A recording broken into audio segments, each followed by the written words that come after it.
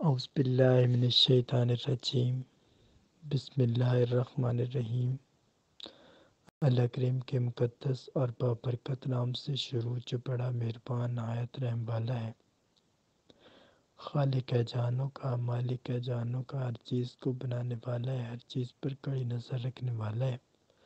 دعا اس کریم ذات سے ہم سب کی حاضری اپنی بارگاہ میں قبول و منظور فرمائے، ہم سب کو بہت سارا اجر عطا فرمائے، ہم سب کو اس موضوع کو سمجھنے کی اور اس پر عمل کرنے کی توفیق عطا فرمائے، آمین یا رب العالمین۔ آج کا جو ہمارا لیکچر ہے جس موضوع کے اوپر ہے وہ ہے لمحہ فکریہ۔ اللہ کریم ہم سب کو اس موضوع کو سمجھنے کی اور اس پر عمل کرنے کی توفیق عطا فرمائے اور بہت ساری خوشیوں سے نوازے، آمین یا رب العالمین۔ لفظ ہے لمحہ فکریہ۔ لمحہ فکریہ مطلب سوچنے کا وقت، اس چیز کو بولتے ہیں لمحہ فکریہ۔ مطلب کہ انسان کے سوچنے کا وقت، غور کرنے کا وقت، توجہ کرنے کا وقت، اس سے مراد ہے لمحہ فکریہ۔ لمحہ فکریہ دو قسم کا ہوتا ہے، ایک دنیاوی اور ایک اخروی۔ دنیاوی حساب سے دیکھا جائے تو پھر دو قسم کے ہوتے ہیں، ایک ظاہری اور ایک باطنی۔ تو یہ لمحہ فکریہ کی اقسام ہے۔ اب لمحہ فکریہ جب ظاہر میں ہوتا ہے تو انسان ظاہر کے حالات کو دیکھ کے سوچتا ہے، جب باطن میں ہوتا ہے تو انسان آنے والے حالات کو دیکھ کے چلتا ہے۔ تو اس چیز کا مطلب ہے کہ لمحہ فکریہ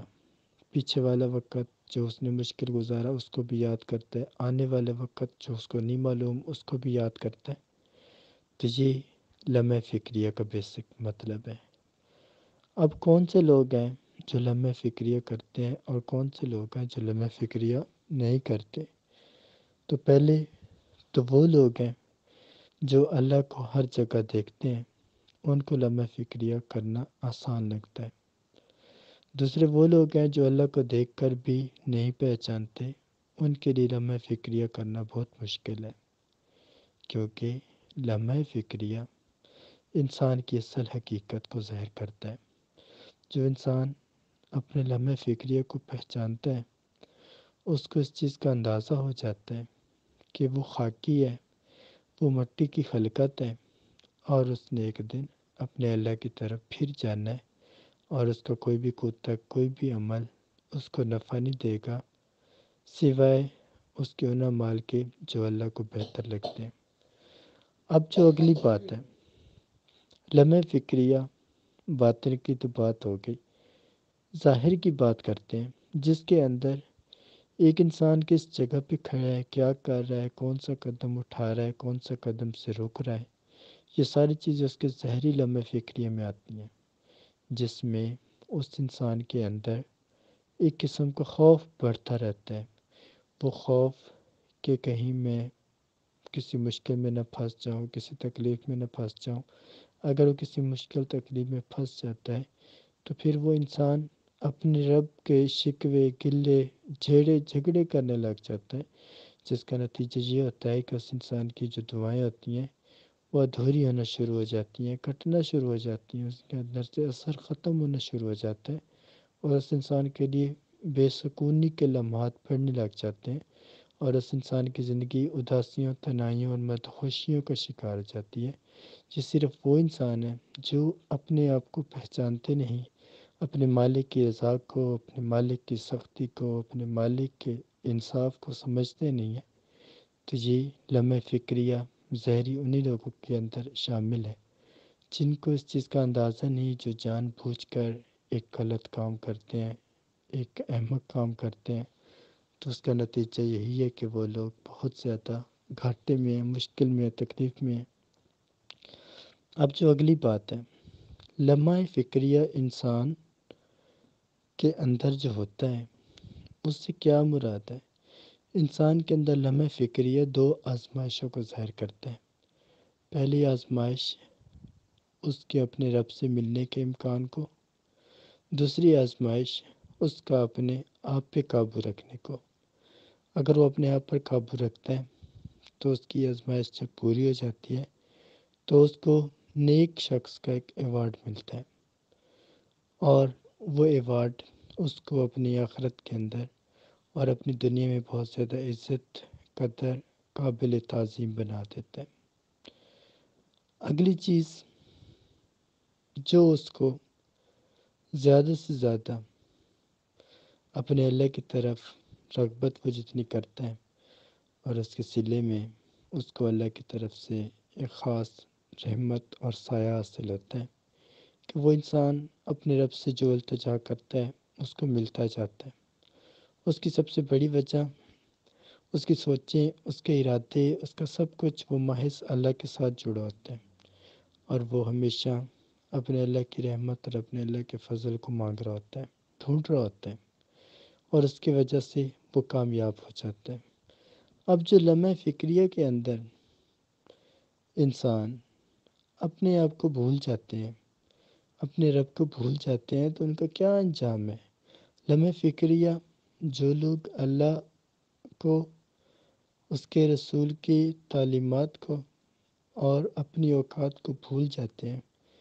تو ان کی زندگی، ان کی خوشیاں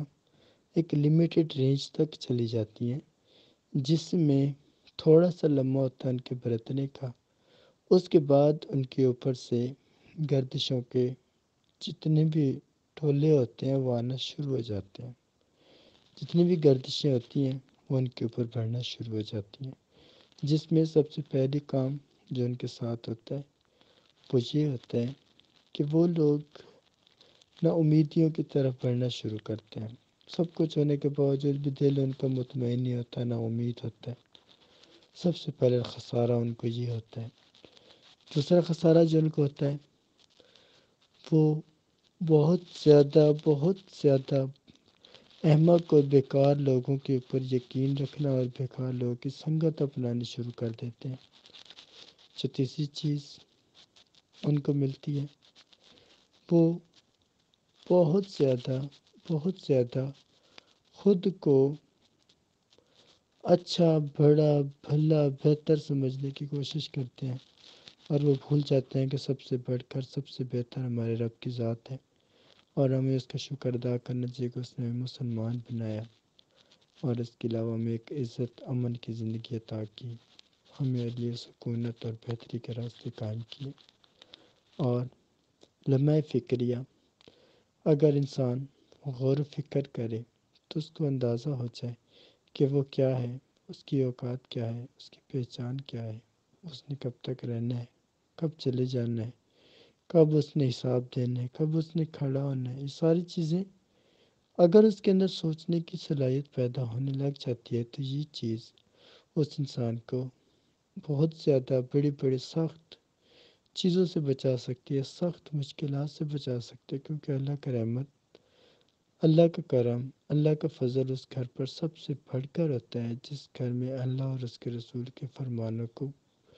بلند کیا جا رہا ہوتا ہے، بہت زیادہ سادگی کے ساتھ پڑھا رہا ہوتا ہے، اور اللہ کا فضل اور اللہ کا کرم اس گھر پر عام ہو جاتا ہے، جو ہمیشہ ذکر الہی سے بھرا رہتا ہے، پرجوش رہتا ہے۔ اس کی وجہ سے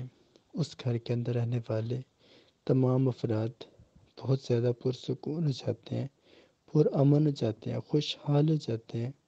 اور ان کی زندگی کی ہر حسرت، ہر امید اللہ کریم پوری فرمانے لگ جاتا ہے،